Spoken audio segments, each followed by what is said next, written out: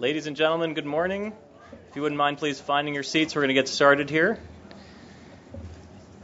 I want to start by welcoming everybody to the first in our series of Open Internet Roundtables here at the Commission.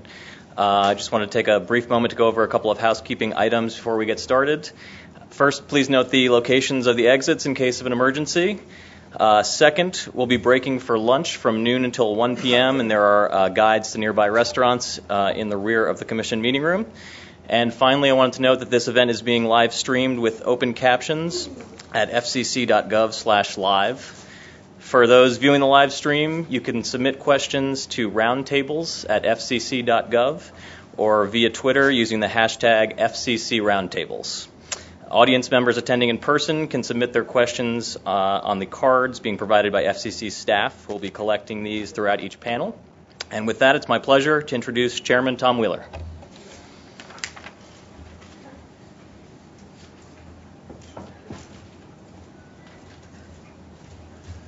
Thank you, Eric. Welcome to everybody who is here in the room, as well as those who are out there on the web and both watching and hopefully participating in this important activity. I want to thank the participants who are arrayed here, as well as the staff who has done such a yeoman job assembling this group and parsing the issues.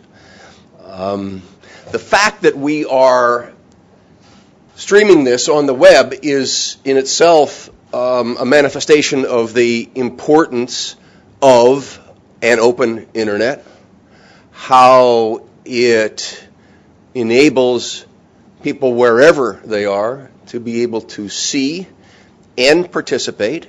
And I see that we have on the screen right now roundtable at fcc.gov or hashtag FCC roundtable. Please send us your input. But the goal today is to try and put a fine point on the over 3 million comments that have been received in regard to the open internet NPRM. The reality that we all face in building public policy is, how do you develop a set of equities that allow everybody to work together to find a solution that works? We were very specific in the NPRM. I think the words that we used were that we were looking for the best approach.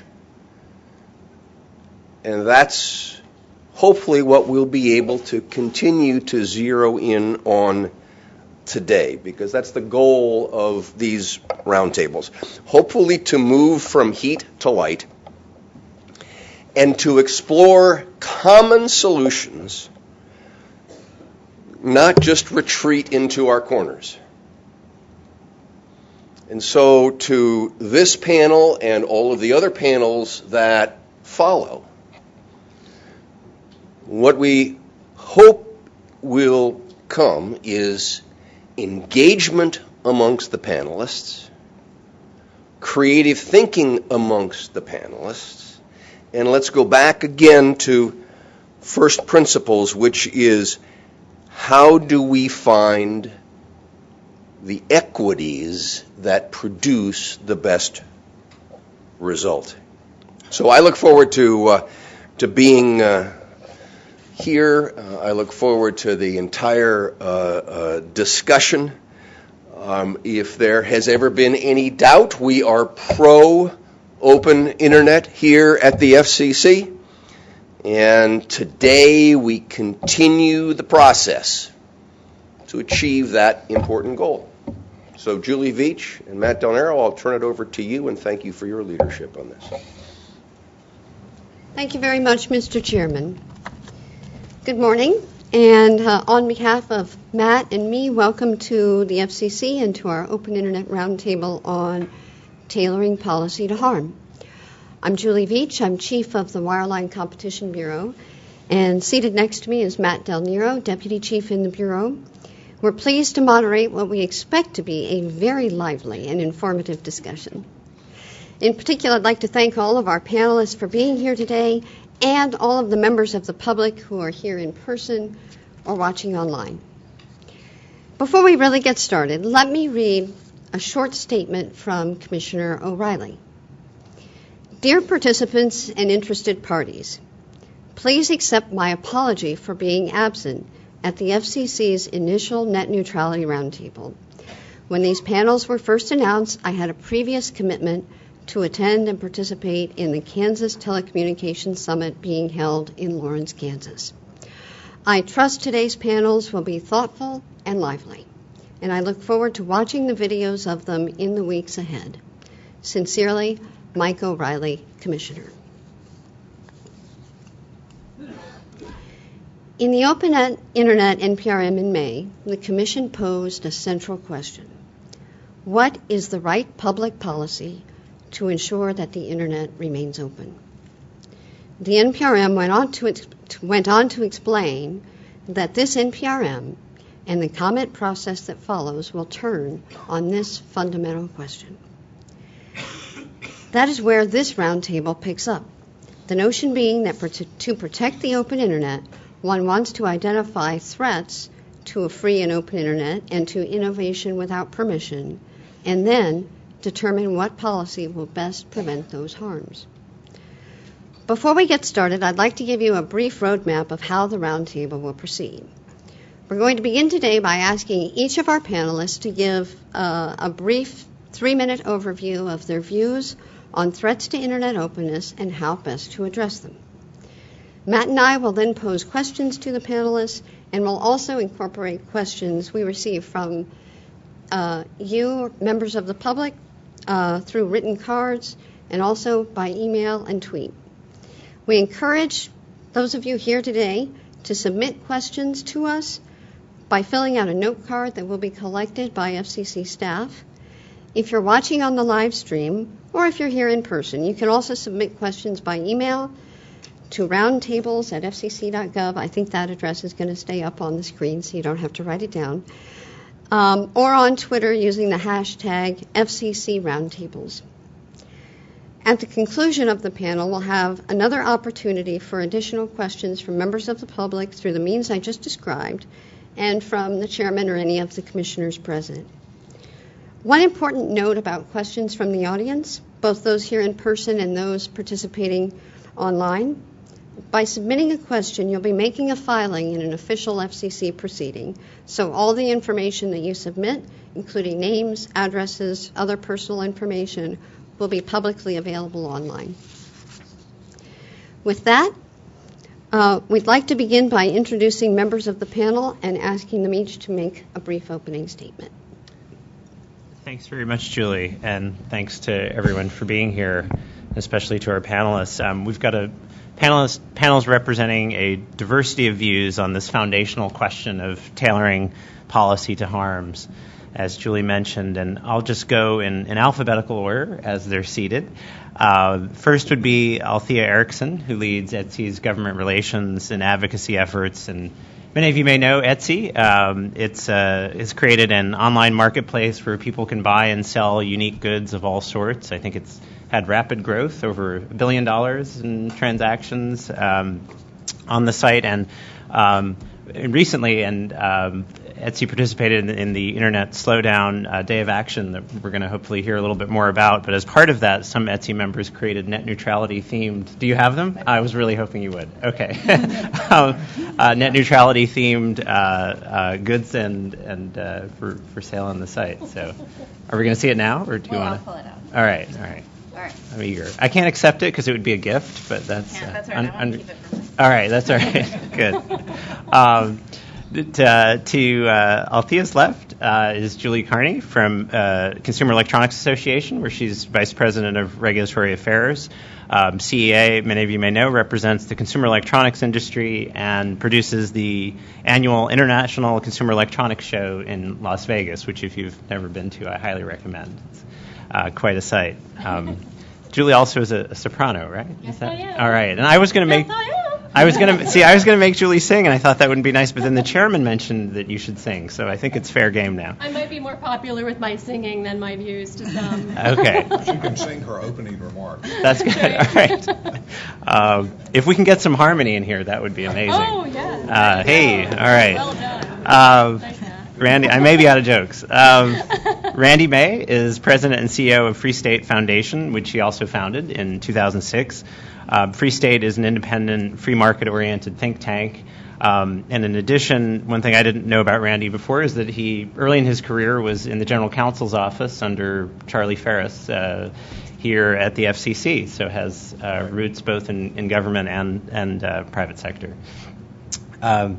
To his left is Barbara Van Schevick, professor of law at Stanford Law School. Professor Van Schevick wears at least two hats relevant to our discussion, that of a legal scholar and that of a PhD in computer science. And we're excited to have her bring both of those important perspectives here today. And she very kindly traveled all the way from California, so thank you for that. Michael Weinberg is Vice President at Public Knowledge, which is a nonprofit public interest advocacy organization focusing on tech policy issues, very active in the open internet discussions over many years. And Michael also oversees PK Thinks, which focuses on emerging tech policy issues. Thank you also for being here, Michael. And then last but not least, only last because of the alphabetical order here, is... I sympathize. Yeah, right. Yes. I'm less sympathetic David Young is Vice President for Federal Regulatory Affairs at Verizon and is an electrical engineer by training, so also brings the perspective of an engineer to the panel. He previously spent 6 years working in Verizon's research and development group, and among other accomplishments, received 10 patents from the U.S. government, which is 10 more than I've received, so very impressive.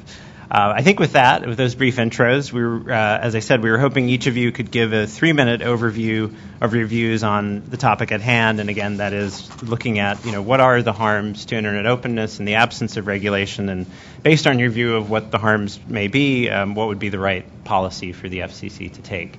And I have promised that we will, there is a clock over there, we will enforce the 3 minutes on a non-discriminatory basis. Althea. Hi.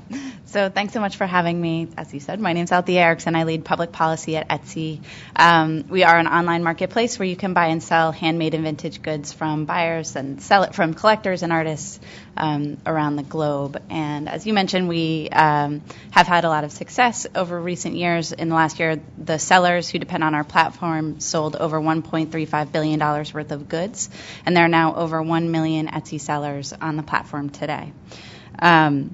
Almost all of our sellers are women, 88% are women, and they are almost all sort of working out of their homes as sole proprietors, and many of them depend on Etsy for their income.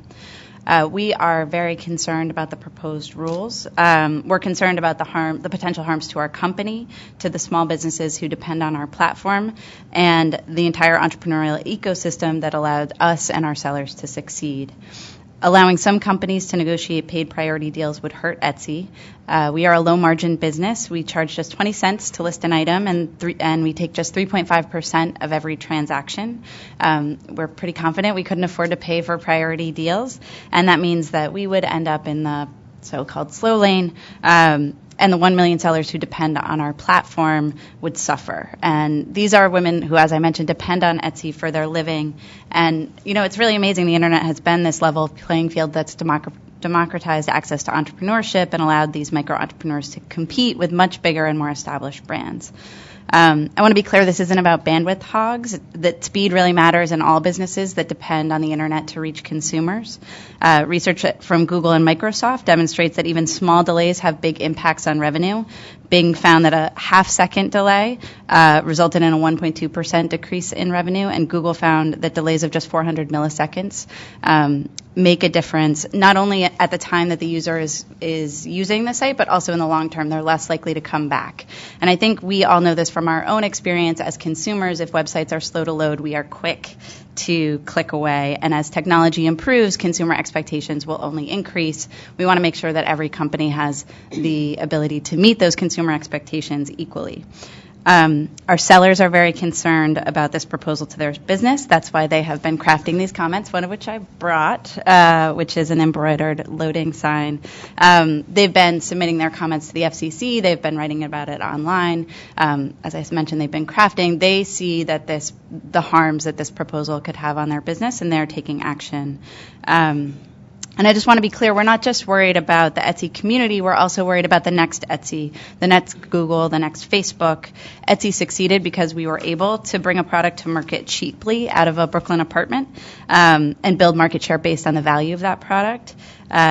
We succeeded based on the value of that product, not the depth of our pockets. And so our ability to attract users is what allowed us to attract early investment, which enabled our rapid growth. So just in terms of how to avoid these harms, we believe that reclassification under Title II is the strongest authority available to the FCC to protect against these harms, and we'd love to see a rule that prevents an outright ban on paid prioritization, blocking, and discrimination. Great. Julie? Thank you. Thank you, Julie and Matt. I'm pleased to be here today, and these FCC Open Internet workshops are very important to the debate and to having open discussions, and we appreciate the opportunity to be a part of that. The consumer electronics industry supports an open internet and the consumer benefits that such openness promotes, but this priority has to be balanced between the critical need to preserve sufficient flexibility to innovate. We believe that broadband providers' flexibility would be seriously compromised by heavy-handed regulation that is unnecessary in today's competitive environment. The panel's called Tailoring Policy a Harm, but I keep looking closely at the issue, and boy, have I studied it, and I still fail to see where the harm lies and what remedy we're trying to craft. Maybe I'm not looking hard enough, or maybe the competitive market has indeed been working. The fact that the FCC has not had to invoke the 2010 Open Internet Order is a good thing, and that should be instructive as we continue this debate again. CEA's view is that the Commission's time is better spent focusing on what they're doing now, forward-looking at deploying more spectrum for wireless broadband and promoting competition.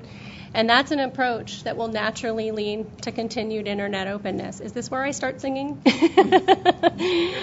We believe we shouldn't be dredging up the age-old debates that have gotten us no further regarding internet regulation, and that reallocating spectrum for wireless broadband use would facilitate rapid broadband deployment and even more competitive pro-consumer broadband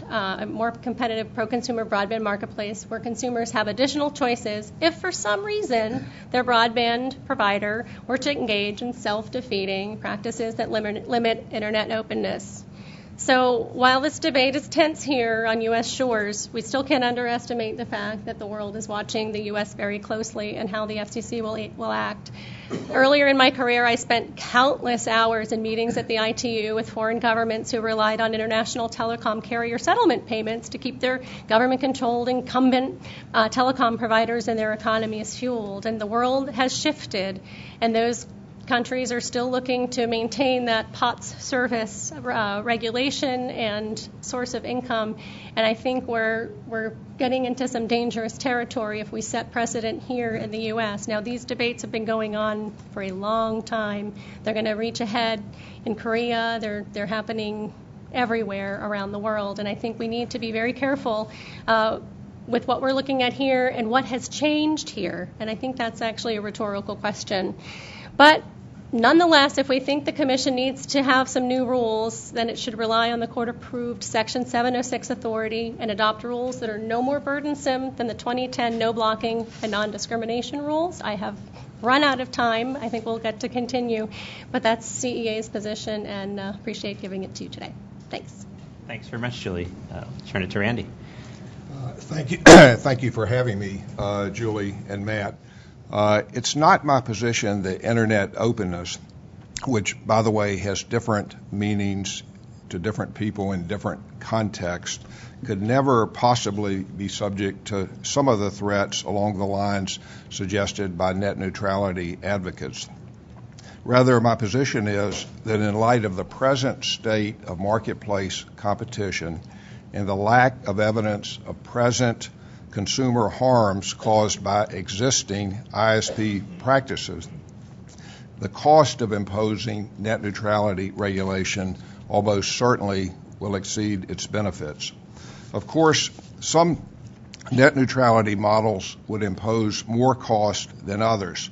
For instance, Title II regulation would be much more costly than the proposed commercial reasonableness standard, which, if properly implemented, is less rigid and more flexible than Title II regulation.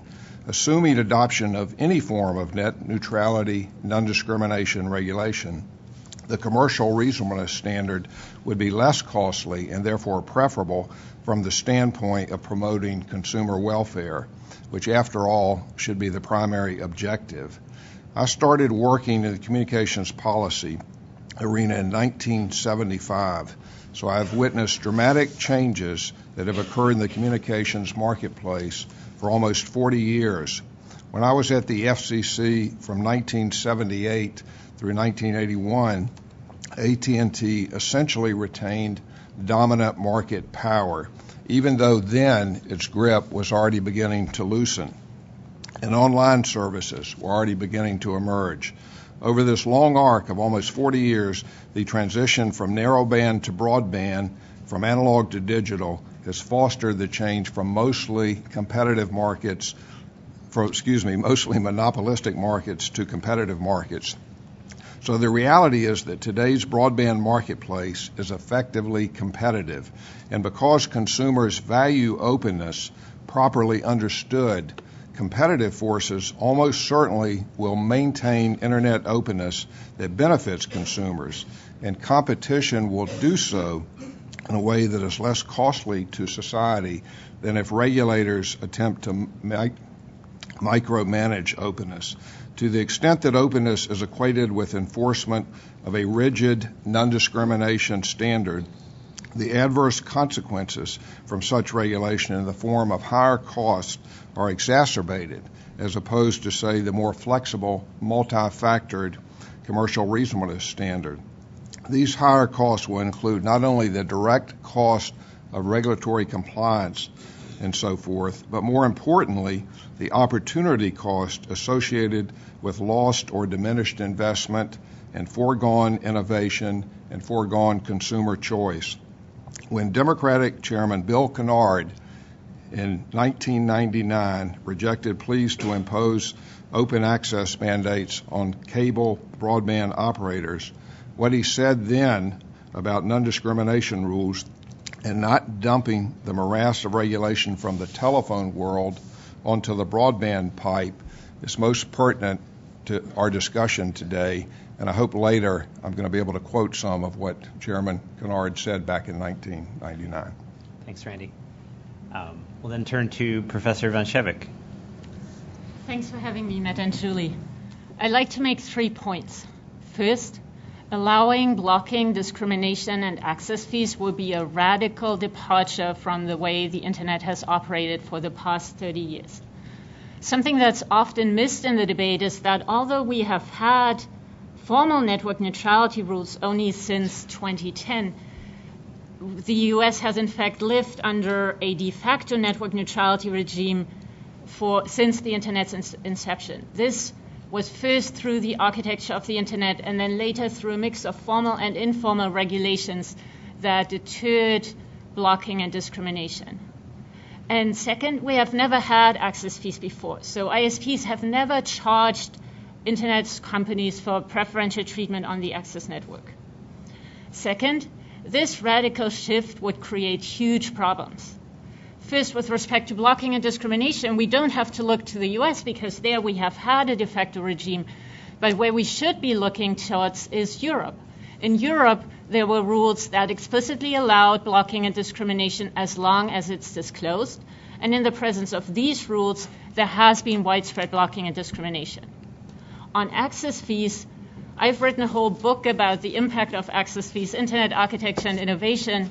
And lots of startups and investors have filed in this proceeding, and we all come to the same conclusion. Access fees would crush startup innovation. So why is that a real problem? Well, throughout the history of the Internet, many of the most important innovations, for example, Google, Facebook, Yahoo, or eBay, were developed by innovators with little or no outside funding. And economic theory suggests that these types of innovators, those that wouldn't be able to pay access fees, will continue to be important sources of innovation if we let them.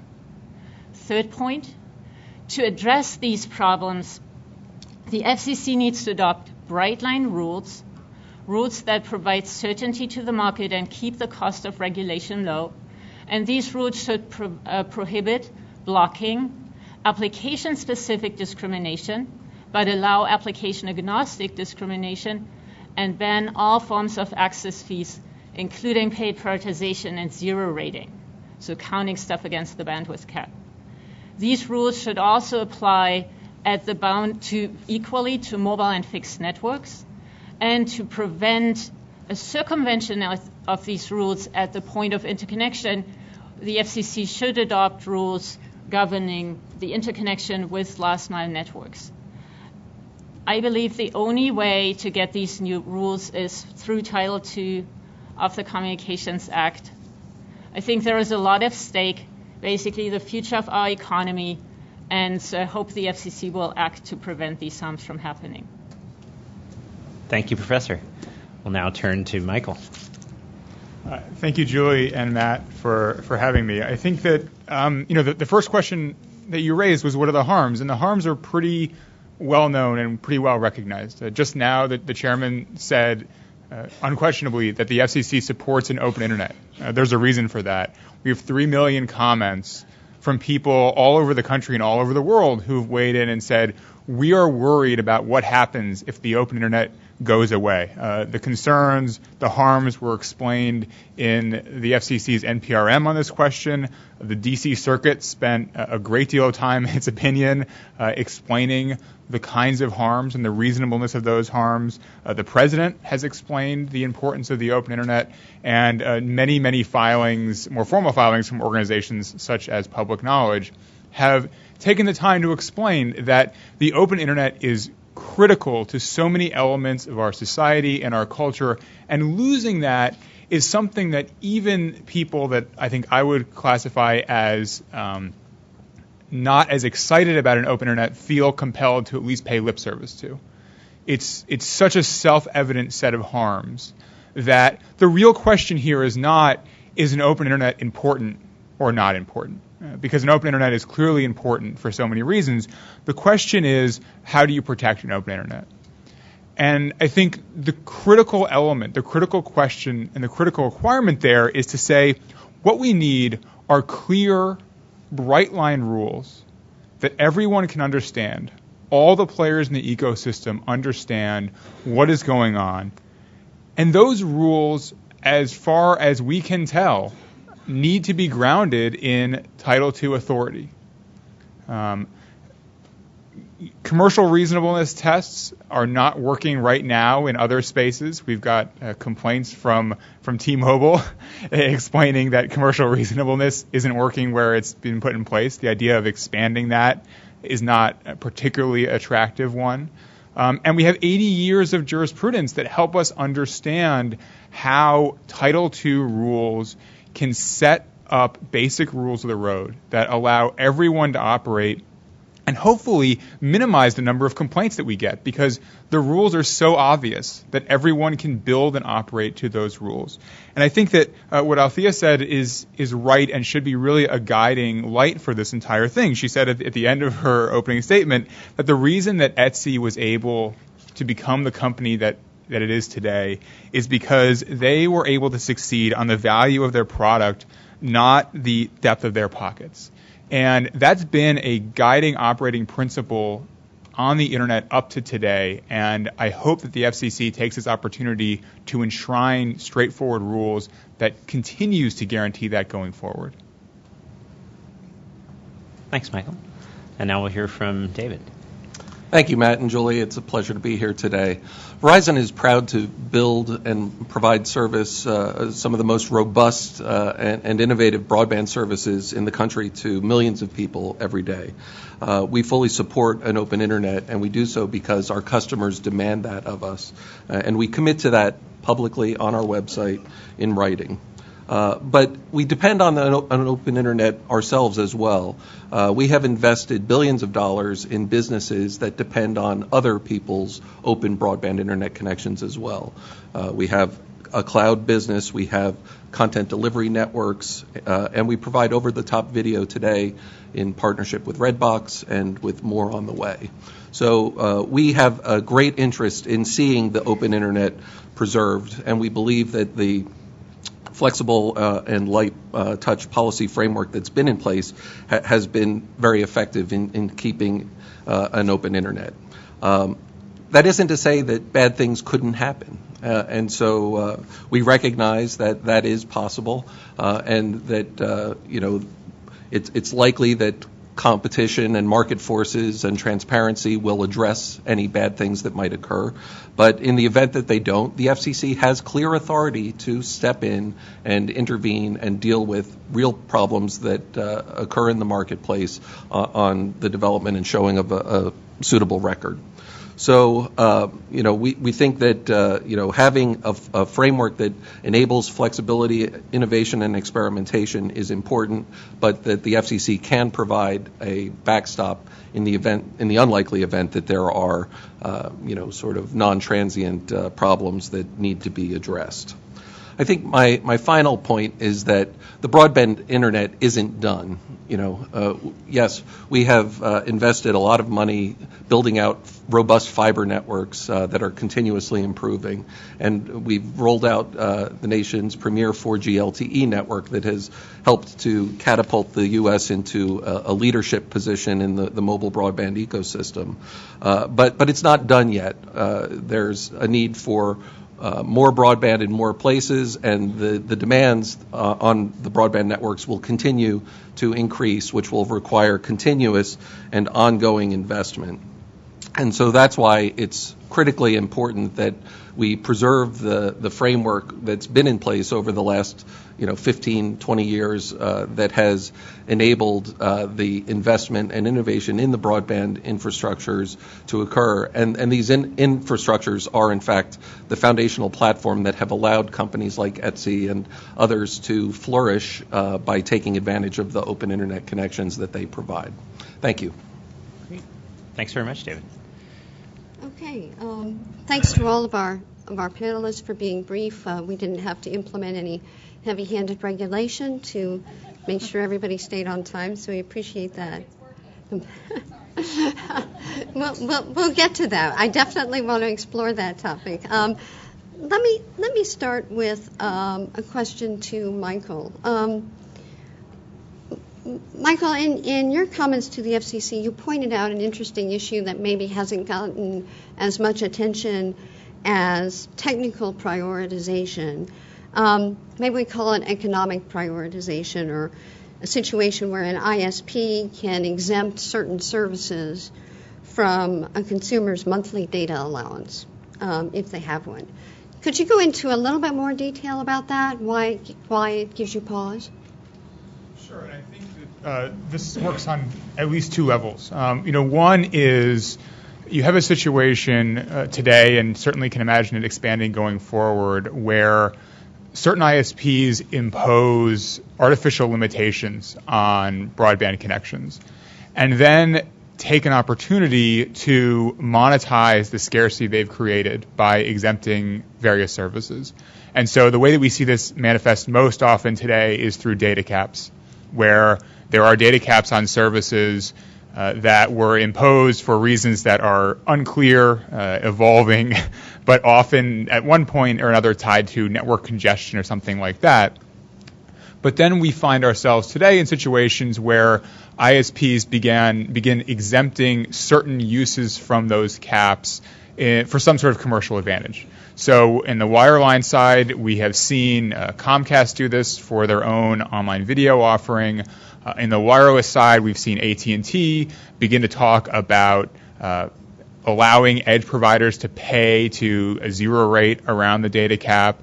We've seen T-Mobile decide to bless certain services over others that get exempted. And what this does ultimately is it sort of it corrupts the growth of online services, because suddenly the operative question for success for a new service is not how good is it, it's how good are you at getting the attention of the business development folks at various ISPs, and how many resources can you devote to making sure that you are exempted from whatever restriction has been imposed. Randy, what do you think of that? Yeah, I'd like to respond to that, and I appreciate the question because I think you've zeroed in on part of the heart of the matter, and I'm glad we're getting to it now. Because these plans that Michael referred to, for example, to take the T-Mobile wireless plan or Sprint's wireless plan that have zero rating or selection of websites that are exempt. Number one, it seems to me that consumers, I suspect, welcome those choices, the additional options they have, and particularly low-income consumers, because they do things, for example, like allow a subscriber to choose 3, whatever, very popular websites at a lower price. And, so I know you presume to speak in the name of consumers, but I just suspect that the consumers welcome that. And I think that the wireless market is sufficiently competitive that if these companies didn't think that those plans would be attractive to consumers, they wouldn't offer them. Or if they didn't prove attractive, they would try something else. Now, when you talk about data caps, I think this is really important because, I mentioned I've been watching this and participating in the policy debates for 40 years. I think one thing that people don't appreciate, that if the commission goes down the road of attempting to examine the data caps, how they're determined, what demand there is for different services, what exemptions are in place, that inevitably is going to lead to rate regulation. And the type of data that you're asking that be produced and that you've been asking for a while to be produced, it is the very same type of data that back in the 80s, late 70s, we were dealing with when we were doing traditional utility rate cases. I just don't think the commission, given the state of competition presently, this could change. Nothing the commission does has to be forever. But given the state of marketplace competition, I don't believe the commission wants to go down the road, which it would do under Title II regulation. After all, that's a key component of Title II. Is rate regulation, and you can't enforce a non-discrimination mandate without getting into rate regulation. By the way, that's what Bill Kennard said in 1999. You can't do it. So I really want people to understand that when you talk about this issue of data caps and these plans, you're inevitably leading towards rate regulation. Professor. So I'd like to react to that too. For me, these zero rating plans are basically the flip side of paid prioritization, and they cause exactly the same problems through a very similar, in a very similar way. So first, as Michael said, let me react to Randy first. We are not talking about regulating data caps. We are talking about saying if you have data caps, you cannot pick and choose applications to exempt from the data cap, whether for a fee or not. Well, how are you going to do that without regulating data caps? No, I you don't don't have understand to. You're regulating the act of exempting them. You say you can have a data cap, but you can't exempt stuff from the data cap.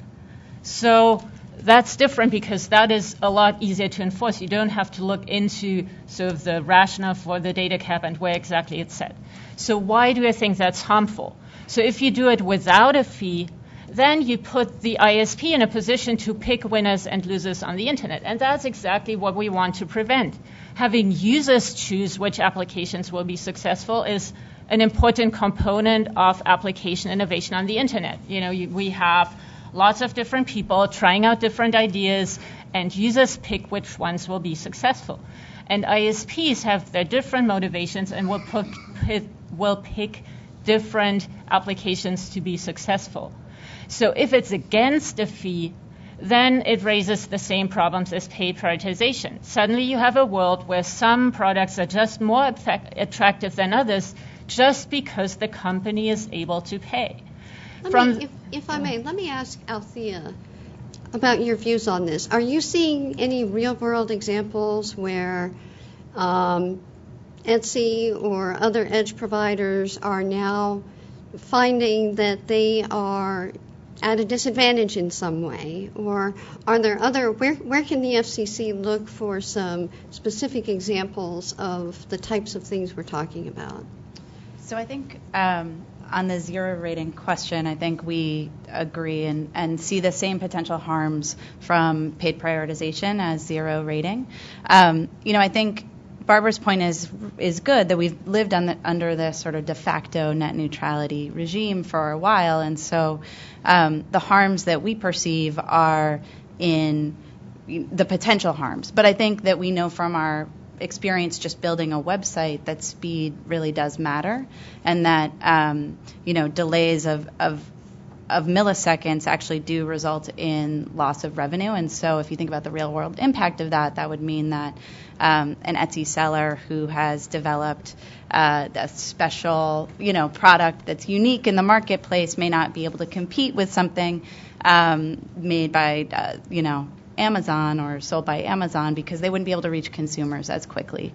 And I think on the consumer side, we know that a lot of the value that Etsy provides is providing access to unique and personal goods that people are really looking for and hoping for. I don't see a world where ISPs get to choose which of those products load more quickly is one where the Etsy consumers would appreciate either. Can I point you to some real-world examples?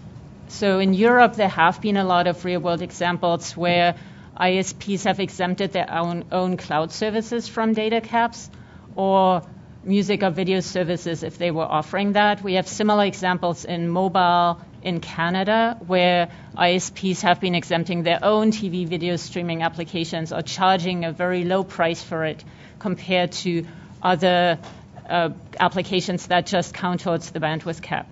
And then in Latin America, you have lots of plans, and I can submit that to the record, where specific applications are being exempted. And often it's called you can get chat applications that don't count against the cap. And that is actually two components, where it's not even all chat applications. It's a select set of 3 applications which are basically perceived to be particularly popular and thereby enshrined as the market leader.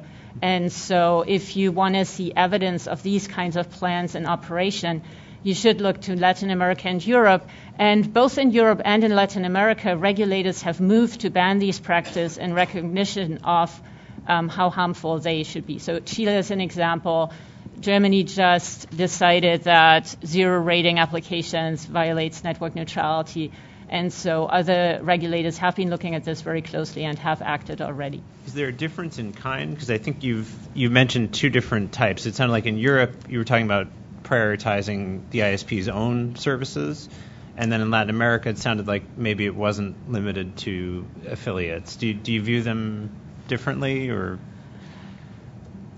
Well, it's the same kind of harm in the end, that you provide an advantage to one application over others, but the motivations are different. So if you do it to give an advantage to your own company, to your own application, you usually want to increase your own profits. So one other example, except for cloud services, is the European carriers have developed their own text messaging application. And so while normal text messaging applications are either banned or count against the bandwidth cap, their own text messaging application doesn't count. They hope that this will allow them to overcome the sort of last mover disadvantage. But then the other advantage, or the other motivation to do this is you get paid. And we know from Europe that originally the carriers did this sort of as an experiment, sort of perceiving some win-win situations where Spotify, for example, didn't count against caps but didn't pay. But the European providers have been very clear that this is now coming to an end and that they view this as an additional source of revenue. And Facebook, for example, has tried in Europe to negotiate zero rating without fees, and Vodafone, for example, has said publicly, that's just not happening anymore. So there it's, again, a similar type of harm. Those who can pay get an advantage. Thereby you distort competition and innovation on the Internet. But it's motivated not by increasing your profits by advantaging your own application, but through getting profits directly. So David, what's the ISP's perspective on that? So I think the jury is still out on this. We've seen, as Randy mentioned, a couple mobile operators in the U.S. offering some new and innovative offerings that zero rate certain applications.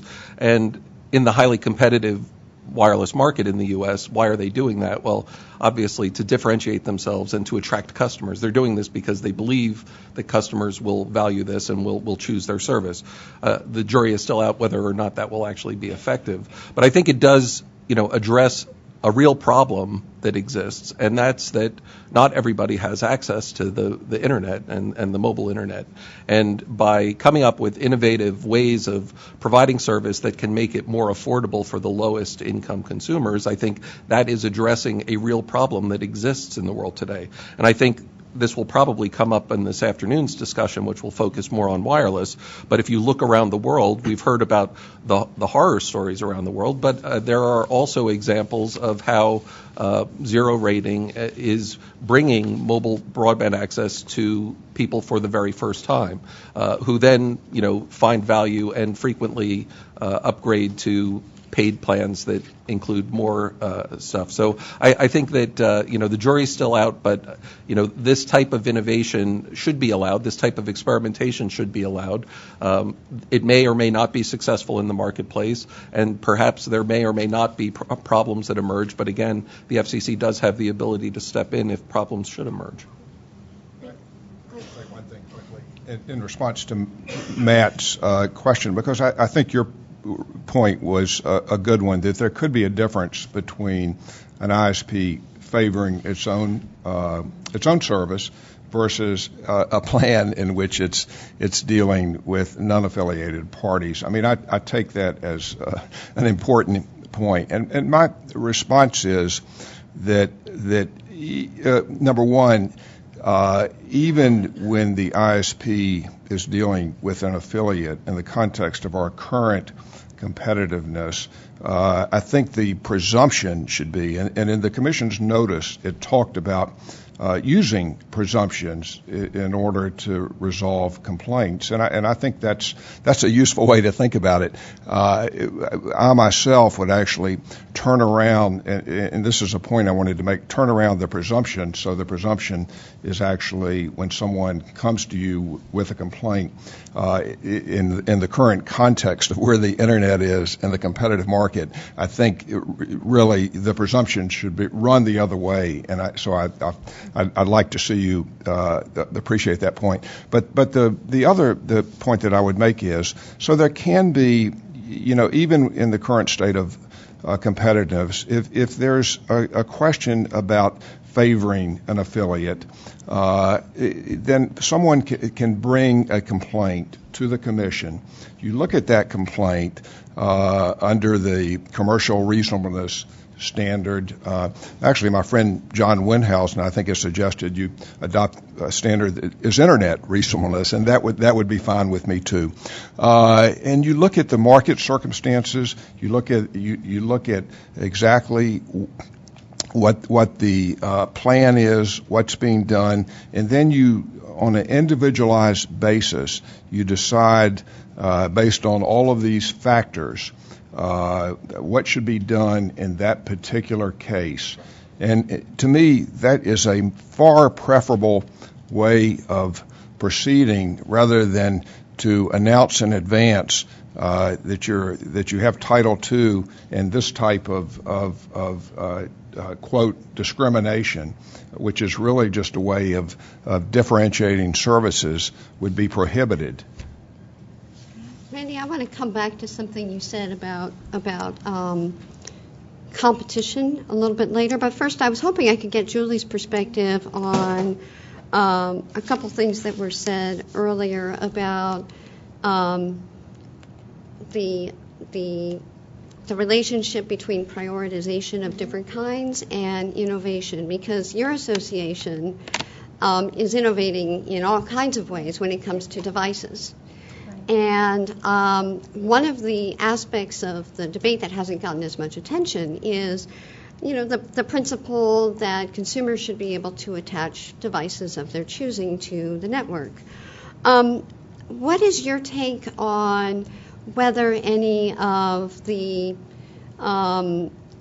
different harms that have been talked about and how those might affect consumers' ability to attach those devices and the bottom lines of your members? Well, I think some of the attachment devices, in particular with the cable systems, we think that debate has sort of been eclipsed at this point by competition.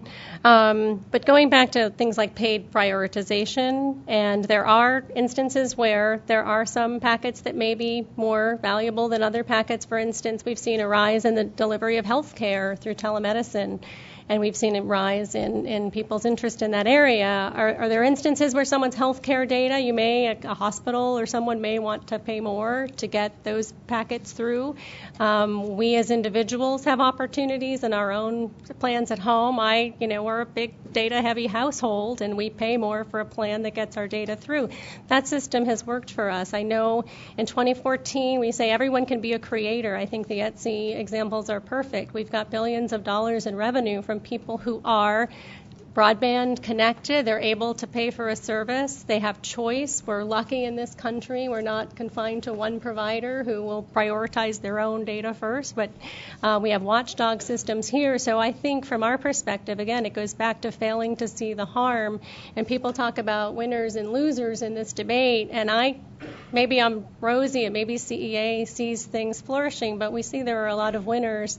And trust me, we would be the first ones. We've talked about attachment to devices. We're the first ones to raise our hand when we see losers out there. But again, I think the system is working. I think we're paid prioritization, commercially reasonable models that work between businesses and consumers are working. I'd just like to respond to that, and also the commercial reasonableness standard. And I love Etsy, by the way. I love Etsy, too. Thanks. So I just wanted to address the point about commercial reasonableness standard and what that would be like for a startup to actually use. We at Etsy are pretty big. We now have about 600 employees. We have 3 lawyers on staff, and up until 2 years ago, we had just 1. And those are, they work on contracts, they work on mergers and acquisitions. They are not telecom specialists. And we don't have a ton of money to pay outside counsel to bring a complaint before the FCC if we were to find one of the, if we were to believe that we were being unfairly discriminated against. And so that, to us, is not a remedy that gives us very much comfort as a company. And then I guess on the other sort of point around giving consumers more choice, I'm also a heavy bandwidth user household. We pay for faster internet, but we are the customers of our ISPs, and I pay for access to the whole internet. I want access to any application that I want to go visit, regardless of whether or not they have paid my provider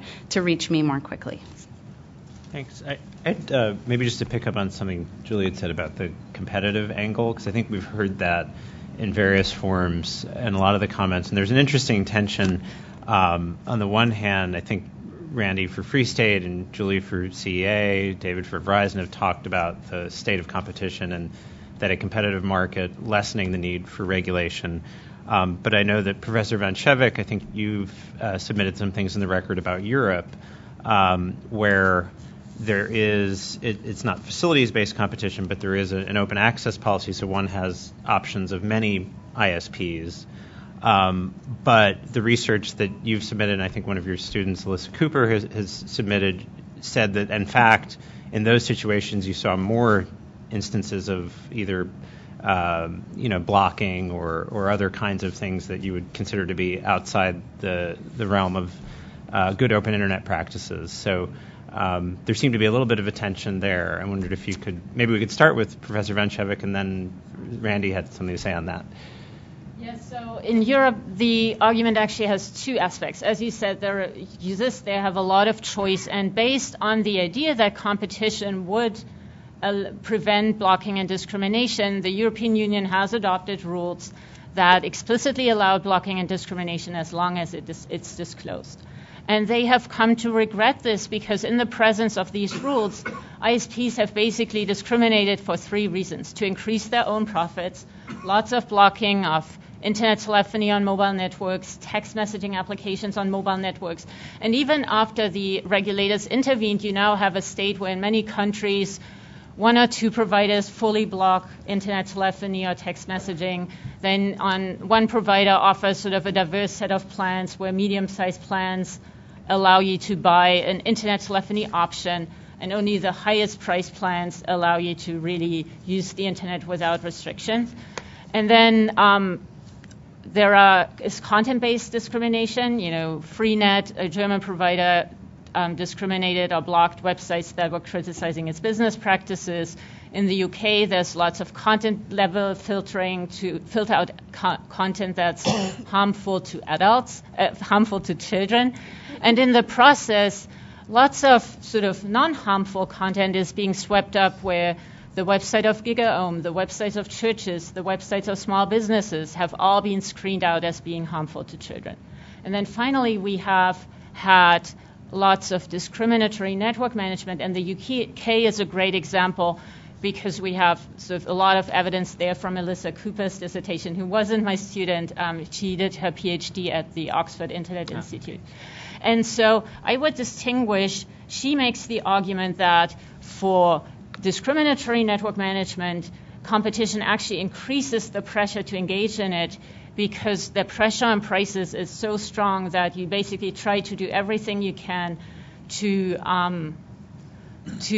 prevent increases in price through users that use more bandwidth. For the rest, we can actually explain why competition doesn't solve the problem by pointing out that even economists say, when they say competition, they don't just count the numbers of providers. They actually mean effective competition. And there are a number of factors in the market for internet services that make competition less effective, even in the presence of many more providers than in the US, than is often assumed. So these factors are incomplete knowledge. Often discrimination is not disclosed. Even when it's disclosed, people don't read disclosures. And there is lots of evidence from Europe where even in the UK, where you can find the most beautiful standardized disclosures, users don't understand it. Ofcom has done lots of studies. So disclosure has basically been ineffective. So incomplete knowledge, then product differentiation, both in the market for internet services and the market for bundles, and switching costs. And so it's not just a double whammy, it's a triple whammy.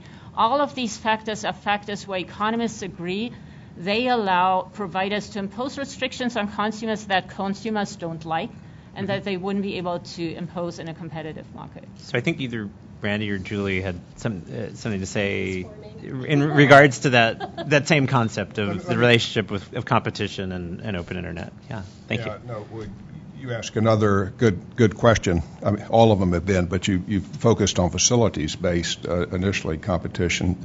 I want to touch on that, but I want to just say a few things in response. You mentioned that the ISPs wanted to increase their profits or did increase their profits or earlier enhance their revenues. And you know what? I'm just going to flat out say it. That's not a bad thing. And in fact, that can be good for consumers. And when you talk about it, you never talk about it that way. But without their revenues and profits, we wouldn't have had the $1 billion plus in investment in broadband facilities that we've had over the last decade or so, or it would have been the government that was doing it. So that's one point.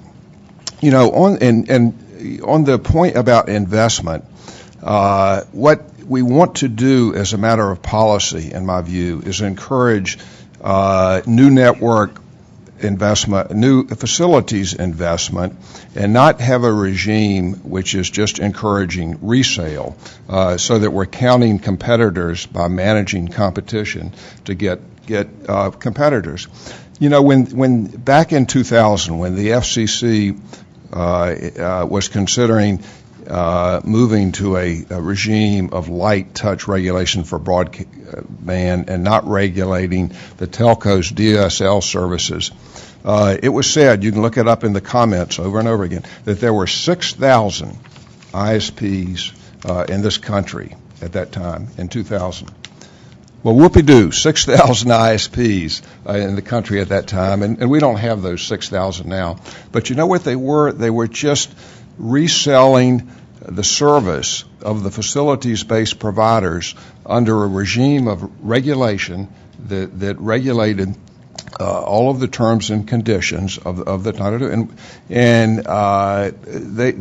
they were all essentially plain vanilla resellers, and that's not the type of competition that ultimately leads to increases in investment and therefore additional consumer choice and an additional thing, consumer choice. But that's the system. When you go back to a Title II regime, that was the system, and so that's Randy, when you have it. Are you suggesting that even if we put aside a reseller model, that there's ample facilities-based competition today to ensure that the marketplace polices itself?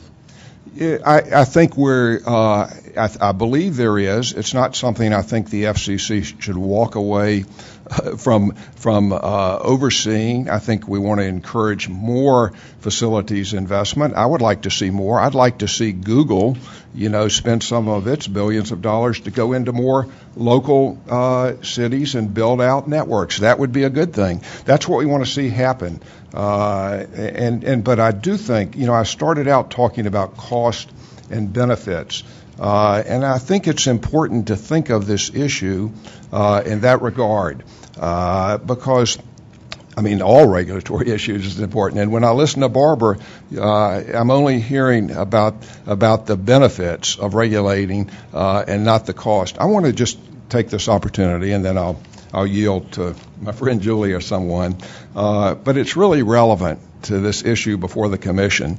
And I'm going to read that statement from Bill Kennard, because he was faced in 1999 with pleas to impose a non-discrimination standard on the cable pipe. And here's what Bill Kennard said. He says, it's easy to say the government should write a regulation to say that as a broad statement of principle, a cable operator shall not discriminate against unaffiliated internet service providers. It is quite another thing to write that rule, to make it real, and then to enforce it. You have to define what discrimination means. You have issues of pricing that inevitably get drawn into these issues of non-discrimination. You have to coalesce around a pricing model that makes sense so you can ensure non-discrimination. And then once you write all these rules, you have to have a means to enforce them in a meaningful way. I have been there. I have been there in the telephone side, and it is more than a notion. So if we have a hope, and this goes to your point, of facilitating market-based solutions here, we should do it, because the alternative is to go to the telephone world, a world that we are trying to deregulate and just pick up this whole morass of regulation and dump it wholesale on the cable So, Michael, pipe. What is your response to that? And I want to make sure we also stay on the topic of the day, which is the specific harms that we're looking at for open internet and how the FCC should react specifically to that. Yeah, I could sit here and mischaracterize Randy's position as well for 10 minutes, but I'm going to let Professor Van Schevick respond, because I think that he significantly mischaracterized what she's calling for here. Yeah, so first I want to make very clear that none of us, of the companies that filed, I'm not calling for price regulation or unbundling or that kind of system. The only reason we are pointing to Europe is to reply to the argument that having more providers would solve the problem. Let me point out that, as the chairman has said in his great speech last week, most Americans aren't in the situation where they have ample choice at the speeds that matter. So even looking to Europe seems sort of aspirational. But we are not asking for price regulation or unbundling, and so I feel that's sort of beside the point. Second, nobody is against increases in profits. The context in which we talk about blocking is when people say, well, nobody has an interest in blocking, and we say, well, look, there are actually all of these situations where blocking increases your profits even though consumers don't want it. If you read the press in Europe, consumers wanted to use Skype, they wanted to use text messaging applications, and it didn't make a difference even though there was competition. And the only thing that did make a difference was regulatory intervention.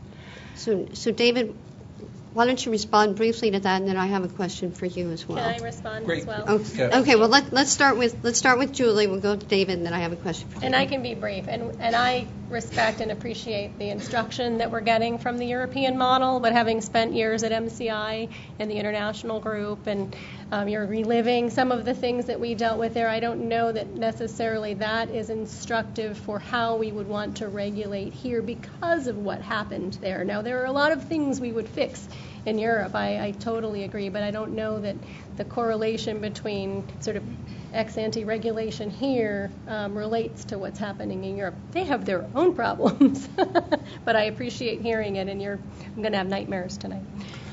Yeah, so it's interesting to look at the European comparison, and it's pretty well documented that the light touch approach in the U.S. has been successful in many ways compared to Europe with respect to availability to fiber-based broadband, with respect to access to higher speed connections, with respect to 4G LTE availability, and you can look at it on an investment basis with significantly more investment per household in infrastructure in the U.S. versus Europe. So all of that's pretty well documented. What's surprised me from Professor Van Schebeck is that the U.S. also is superior with respect to the openness of the Internet. I didn't realize, just how bad things were in Europe with respect to the problems there. So I think, that it really demonstrates that the U.S. approach to this has been correct, not only in terms of encouraging facilities-based investment, which has been extremely successful, but also in preserving the openness of the Internet. I think, well, I don't want to put words in your mouth, but as I understood the argument, it was that Europe has not had the same specific rules that we have had, at least from 2010 to 2014, and that as a result, Europe without rules, even though it had more competition, saw more problems. Was that essentially the point you were making? Absolutely. Okay. And then I would add the one about even before, first we had the architecture of the Internet, and then the mix of formal and informal regulation through the Title II in part, merger conditions, enforcement of open Internet principles, and everything in that line. That created, as we also know from the dissertation by Alyssa Cooper, sort of a real deterrent where the ISPs restructured their processes to make sure they weren't blocking or discriminating, even though it was the law. So I think both Alyssa Cooper's ears and Ambassador Kennard's ears are probably ringing. But so, David, with that clarification, was there anything you wanted to add? Well, I guess the only thing I would add is that the formal rules were only in effect as of November of 2011, not 2010. So it was really only about a 2-year period. And to Professor Van Schebeck's point about the fact that the FCC has been looking at and expressing an interest in the openness of the Internet, and that has helped to police the market. I would agree with that, and I don't see that changing. And I think that that level of oversight can continue without having to reverse course on the underlying regulatory framework. And this is a great topic. We have a lot to cover. We've got some questions also from members of the public, so I want to make sure we have time to hit those too in our remaining 25 minutes or so. David, I did want to come back to you because at a few points along the way this morning, wireless has come up, mobile broadband, and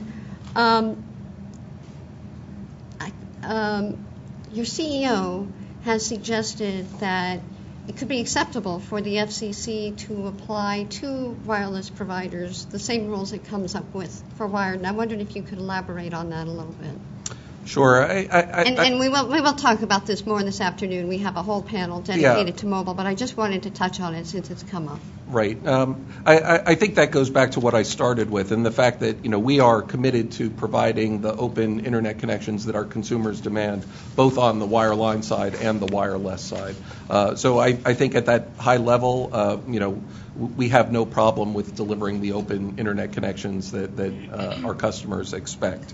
And so, to the extent that the FCC moves forward with reasonable rules that recognize the differences between wireline and wireless, we're likely to be able to satisfy them with the way that we provide our services. Great, thank you. And we've started to see questions coming in from the public. I know we started early, but glad to see some coming through. And one was from a man named Roland, and describes himself as a young tech entrepreneur that grew up with the internet. And it's, I should say just at the outset that, the outpouring of interest in this has been, for me as someone relatively new to government, really inspiring. I think, as was mentioned, we've seen over 3 million comments, and they're still coming in. And this is perhaps representative of some of the concerns we see. This person says, an infrastructure where one business can pay for faster delivery than their competitors is a cancer for the internet. Infrastructure providers already charge for the bandwidth, and these costs alone can bankrupt small online businesses. New online services can't compete in an internet landscape where incumbent players can pay for faster access while having no problems covering their bandwidth bill. So I think that's a strong statement. It's, the question, I guess, would be, there's not a question mark, I will admit, but the question in that, I'll go to... we strongly agree.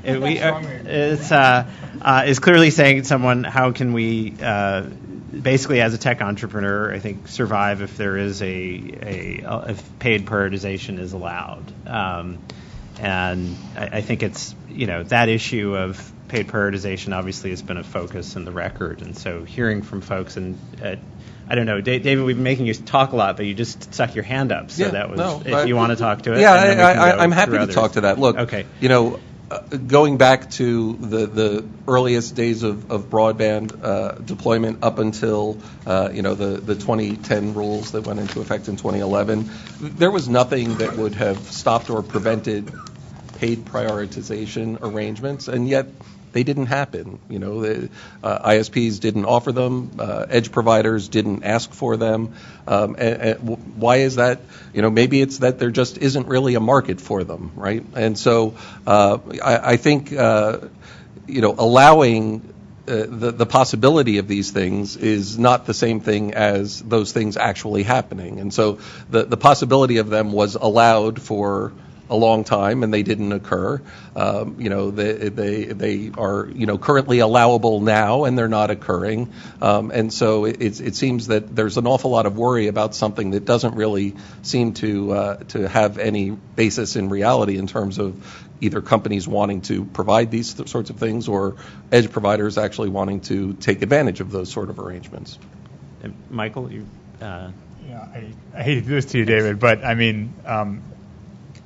Your attorney told the D.C. Circuit during oral argument that but for these rules, this is exactly the kind of agreements that you would be searching out. And I think that we are seeing, and we could have a long discussion about why the market is shifting in a way that there is an interest and an ability for ISPs to do this now, where maybe they were not interested or were not able 5 or 10 years ago.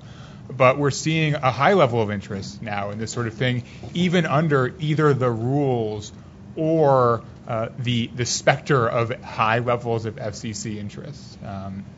In doing this sort of thing, we're seeing, again, AT&T has reached out to try and build this sort of thing. We've seen it with T-Mobile. We've seen it in the wired side with Comcast.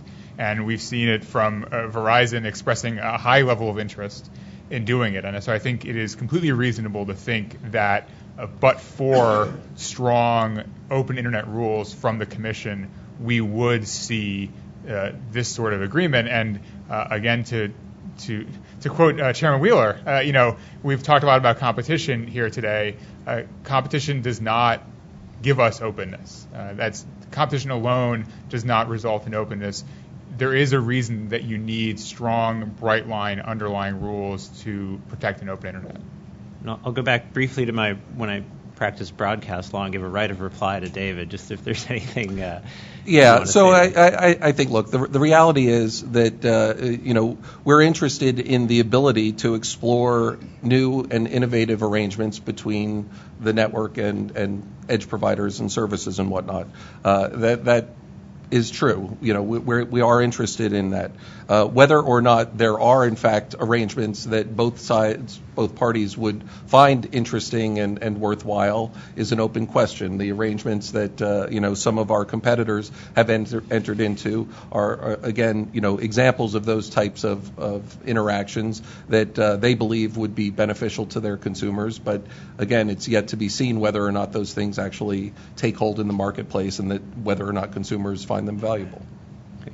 Is Professor Van Schevick, do you want to? So two things. One, I find it very instructive to read comments for sort of a longer period of time. If you go back to 2007 and 2010, and even in February this year, ISPs were very explicit about the potential value they were seeing in these kinds of arrangements. And my interpretation is that under the huge pushback from the public, there is now sort of a backpedaling that says, hey, privatization, who would ever want to do that? I have no idea who would ever think of that. And that's interesting, but I don't think we should fall for that.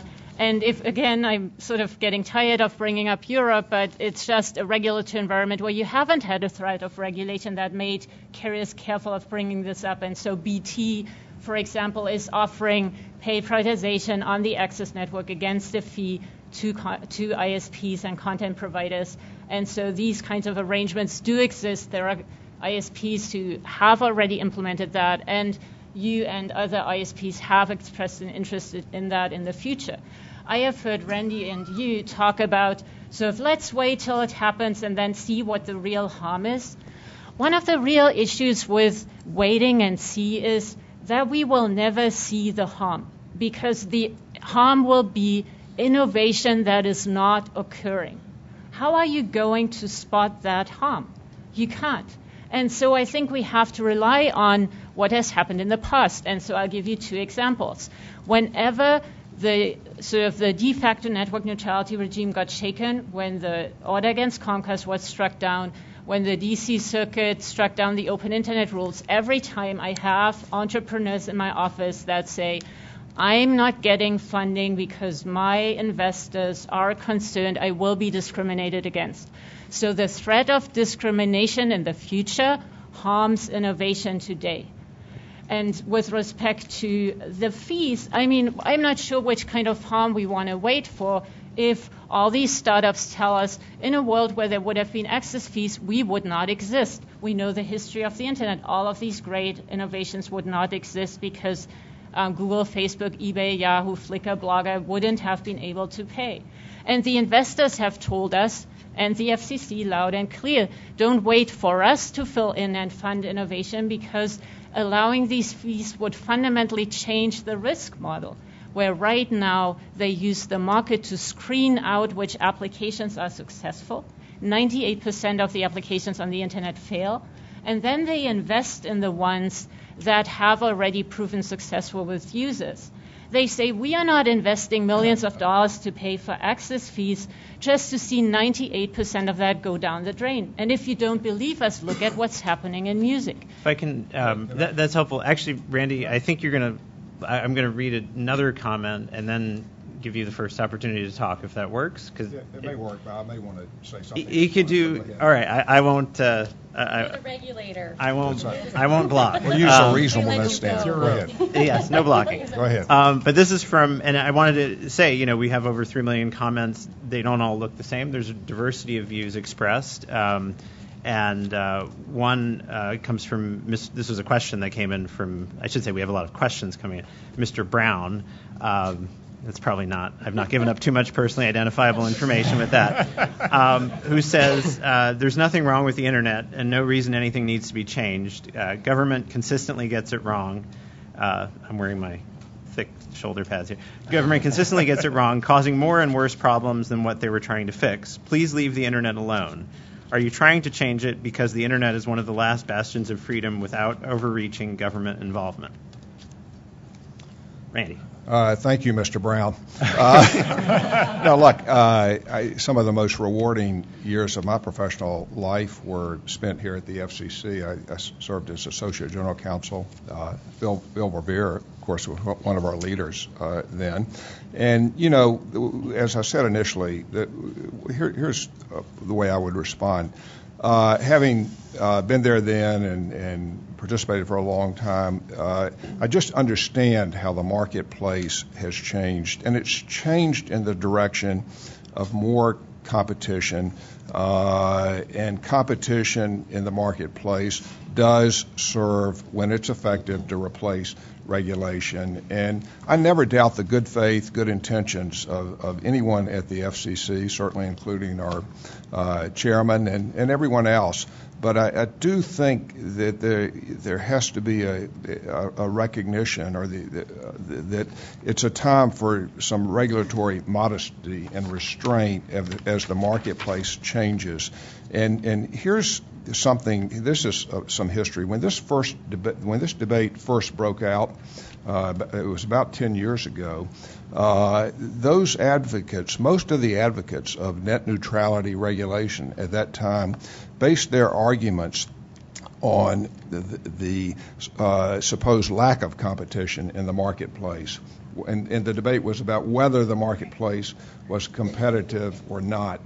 And what's happened over time is, and this is important, is that the debate on behalf of the advocates, many of them, and I've actually heard our chairman speak of it this way, it's just the openness in and of itself is a good thing, and it is. That's a good thing.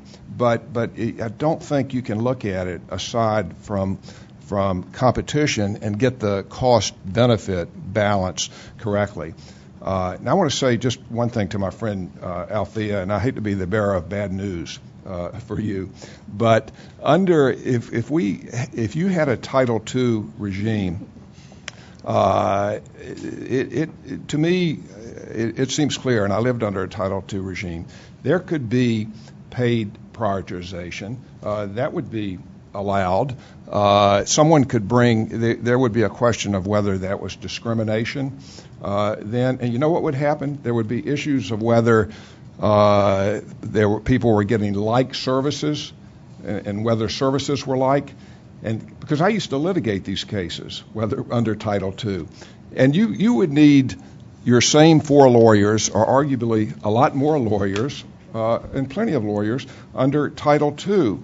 And then finally, what I want to say, and I would say this to you in a modest way, but Google, used to say, what we're concerned about is not ourselves, because we're so big now. We're not concerned about ourselves. We're concerned about the next Google, right? Everyone in this room has heard that.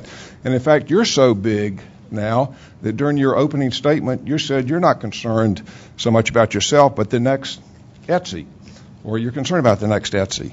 If you think that what Google is really concerned about is the next Google, if you think they're concerned about making sure that the next Google can emerge, as opposed to whether a regime is going to be put in place that in effect will ensure that as time goes on, they will never be subject to the potential for having to pay higher, quote, access fees, then I've got the next Google or Bridge to sell you. That's just not what's going on here. I have the perfect segue to Althea's response to that, because we're going to give you a chance to respond to that. But we have a question from Mike H. on Twitter. And I thought this was a good one for Althea anyway, and will allow you also to respond to Randy. The question is, how are ISPs deciding what applications should be successful if consumers are ultimately choosing to subscribe?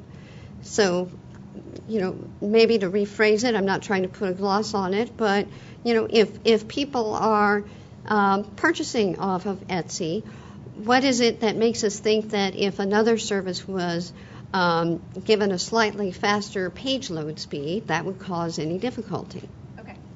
So let me answer that question first, which is basically that if an ISP is giving faster priority service to a competitor of Etsy, then Etsy's page will load more slowly. And there's many tech companies have done experiments on their sites that show that even delays of 400 milliseconds results in a loss of revenue, results in users not only clicking away, but staying away and not coming back. And so if an Etsy seller's shop were to load more slowly than Amazon's shop, likely the consumer would click away and go buy on Amazon, and that would hurt the Etsy consumer.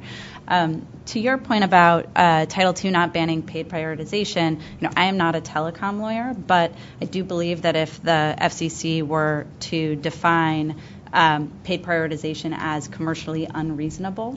Is that right? Those are two different standards that we're talking about. Title II has at its heart a discrimination standard. I'll let Barbara take the Title II point. But I guess I would say on the other point about being concerned about the next Etsy or the next Google, we truly are concerned about the startup ecosystem, and we don't have an interest in, we don't want to bar the next up-and-coming Etsy from entering the marketplace. Those entrants are what make us innovate and make us, adapt our products to consumers. And we want to win based on the value of our product, not the fact that we were first to market. David, were you saying you had something you wanted to add to that?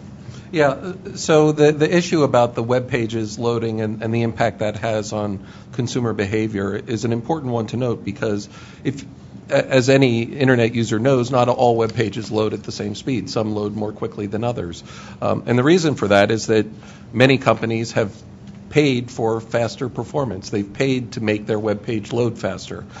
They've hired content delivery networks. They've built out their own data centers. They've acquired direct connections with end-user customer-serving networks, all to make sure that their page loads as quickly as humanly possible. And a small startup that's running on a server based in their basement is not going to load at the same speed as a company that's paid for all of those things.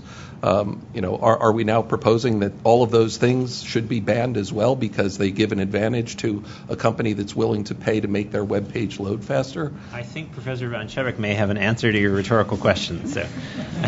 So first, nobody's proposing that we ban content delivery networks, but also we do not believe that allowing content delivery networks but banning ISPs from charging for paid prioritization over in the last mile is a contradiction, and here's why. First, yes, companies can pay to get content delivery networks, but startups can get, and everybody for that matter, can get content delivery networks for free. So your choice that today companies can pay to get content delivery networks and the poor startups are screwed is wrong. Content delivery networks like Cloudflare offer their services for free. I tried it. I signed up within 10 minutes. I paid zero money. So that's a false choice. But also, the policy considerations are very different. The first is, if you have a content delivery network, the market for content delivery networks is competitive, and so everybody benefits from competitive prices. When we are talking about paid prioritization, ISPs have what we call a terminating access monopoly over access to their subscribers that allows them to charge monopoly fees. And we know from the inter-carrier compensation reform that there are lots of problems with terminating access monopolies. Second, if with content delivery networks, it's actually a win-win situation. Those who use a content delivery network take their traffic off the backbone, and so other people's contents can load faster because they pay. With paid prioritization, it's a zero-sum game, because the only way in which paid prioritization makes it different is if the baseline service is sufficiently unattractive. So you get better service against a fee by making other services load slower. It's not sort of win-win. And third, if I don't go to a CDN, there is nothing the CDN can do about that. Whereas if I don't buy paid prioritization, the carrier controls the variables that makes paid prioritization more attractive by making it possible to either degrade the quality of the baseline service or simply not upgrade, which is somewhat less easy to see that there is a degradation. So here's a different take on that question. There's some suggestion in the record that consumers ought to be able to request to their ISP to prioritize certain types of traffic. I mean, Professor, you've talked a lot about your view of potential harms between arrangements between ISPs and edge providers. Althea, I think you also mentioned that you would prefer, ETSI would prefer just a ban.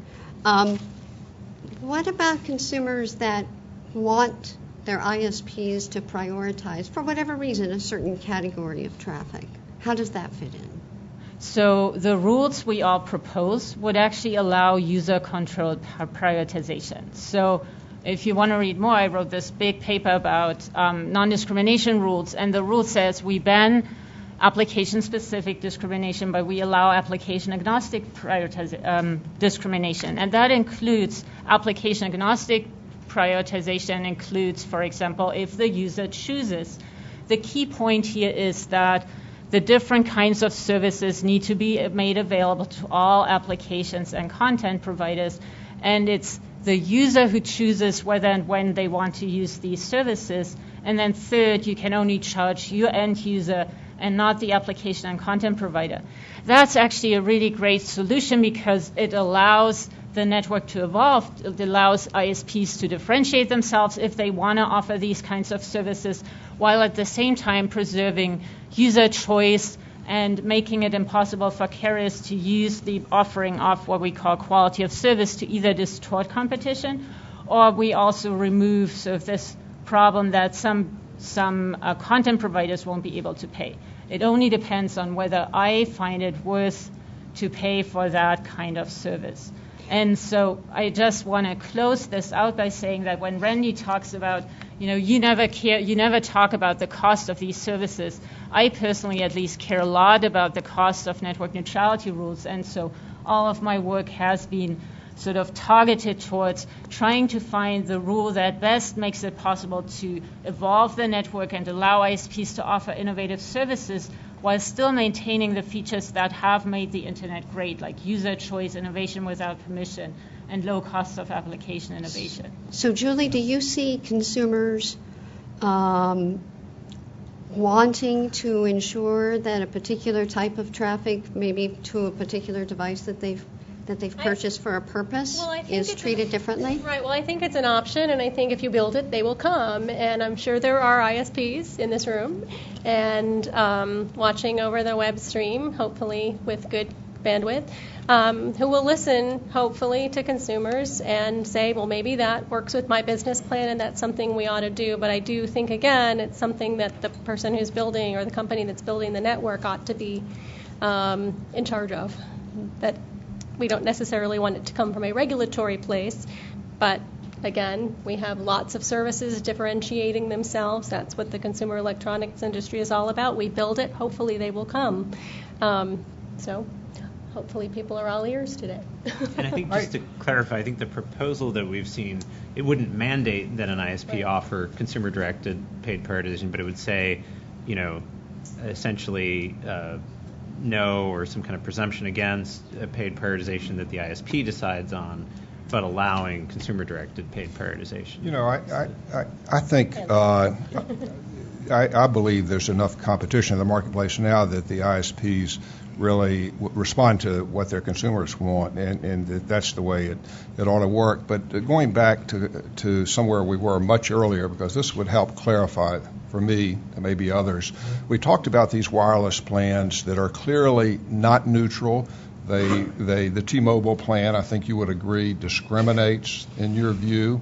You've come out against those plans. They would, if under your set of rules, they would be unlawful, I think. Is that correct? They would not be allowed. I think it's interesting that we have significant concerns with And I think a question the Commission ought to ask itself is, because since those plans were adopted, I don't believe, other than from a few people here in D.C., I don't think there's been a consumer outcry against those plans. I think they've been welcomed. If they don't work, I think the ISPs will try something else. Maybe they don't work. I'm not advocating those specific plans. But I think when you come out and oppose those plans, it helps to clarify the type of models that would not evolve, that may be consumer friendly. And I understand that your concern is about the next Google or someone that's excluded, and I'm not oblivious. I appreciate the concern, but there's a balancing of a bunch of different things that go on here, cost and benefits. And one thing that I believe happens when someone's in that garage like Google was, and they have an idea for a good service for an edge provider. If they've got a good idea and they say this is going to be the next Google or whatever, they can go out and get investors, they get investment capital, and that's the way the market. I think it does work. I don't agree with you that it doesn't work. The investors think otherwise. So Barbara, let me ask you if you could. Can I respond to that? Okay. Yeah, actually, yeah, because I saw you were itching to respond earlier, and then I have a question. It's okay. Go ahead. No, go ahead. I was just going to say, I'm glad that you embrace the importance of a public response to flag important policy questions. I think there are 3 million comments in the docket right now that are saying this is a huge problem that needs to be addressed by the FCC. And so I hope the FCC will respond to that consumer outrage and concern by putting forward pretty straightforward rules. No, but they're not. I don't believe that those comments. I haven't looked at all 3 million, but I don't think they're opposing. Matt has. I don't think. But you like can 10 in the morning. If they are, and maybe you'll start a new campaign. But I do not believe that they're opposing the T-Mobile plan that you've opposed, or the Sprint plan, or the Sprint plan. Excuse me. I don't believe that those comments are opposing that. I think most of them are form letters. That's fine. I'm not denigrating, but I'm trying to get you and others to focus on the type of thing that you oppose and say without question. So they're opposing all types of discrimination. So the fact that they are not they haven't decided which individual one. Why is that? Why can you then dismiss them? Actually, that's a good segue into just one clarification. Yeah, I just wanted to ask Professor Ben-Shevik if, just to make sure I've understood correctly, are you saying that you agree with AT&T's proposal to ban paid prioritization if it's not user-directed? To ban paid prioritization if it's not user-directed. It's not requested by the consumer. So the problem is there is sort of the requested by the user is sort of a glitchy concept. So let me phrase it differently. I would allow user-controlled prioritization under 3 conditions. First, the different types of services are made available to all applications and content providers. The user chooses whether and when to use that service, and the only person who pays for the increased value provided here is the user. And I differentiate between discrimination in terms of technical discrimination and pricing discrimination vis-a-vis the end user. There we say application-specific discrimination is not okay. Application-agnostic discrimination is okay, which has the side effect of allowing the kind of user-controlled prioritization that I described. And then there should be a separate rule that just talks about access fees just for access to users without getting anything in return, what the Open Internet rules treated as a subset of blocking, and then all kinds of fees that give you an advantage in return for payment. That advantage could be prioritization, guaranteed bandwidth, something else that's technical, or non-technical stuff like zero rating. And so I think the carriers are sometimes trying to play a game where they think everybody's just focusing on paid prioritization, and they say, okay, so let's ban paid prioritization but allow all of these other practices. And that's just not an accurate description of what people are concerned about. They use the term paid prioritization as a shorthand for all of these kinds of access fees. And so, but I would So in my rules, I would separate between the technical discrimination and pricing discrimination vis-a-vis the end user, and the full-blown ban on all forms of access fees. So I think we could go on all day. This has been a terrific discussion, but we have to cut it off somewhere. We're going to end now so that we can stay on schedule for the remaining 3 sessions we have scheduled for today. A huge thank you to all of you for sharing your time and your insights with us. I think it's been very informative. Thank you very much. We'll now have a 12.5-minute break, and we'll start the next panel promptly at 10:30. Thank you. Thank you. Thanks. Thank you. Enjoy it again.